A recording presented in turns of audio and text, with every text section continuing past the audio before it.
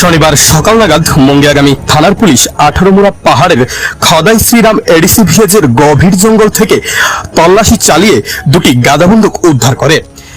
আচমকাই গাদাবন্দুক উদ্ধারের ঘটনায় গোটা মঙ্গিয়াগামী থানা এলাকা জুড়ে জনমনে ব্যাপক চাঞ্চল্যের সৃষ্টি হয়েছে।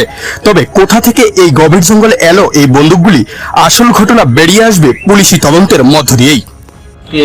সকালে মুঙ্গিয়াকামি পিএসআর আন্ডারে খদাই শ্রীরাম এডিসি ভিলেজ 18 মোড়া জঙ্গলের মধ্যে গোপন খবর পাই যে ওইখানে দেশি বন্দুক জঙ্গলের মধ্যে আছে।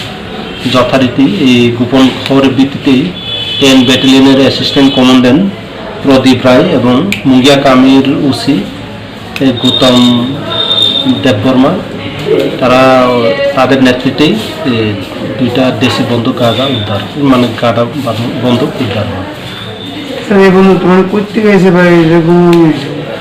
এখন আমরা আপাতত সেগুলো সিজ করে নিয়ে এসেছি। এখন তদন্ত চলছে, কোথা থেকে এসেছে তদন্তের পরে বেরিয়ে আসে।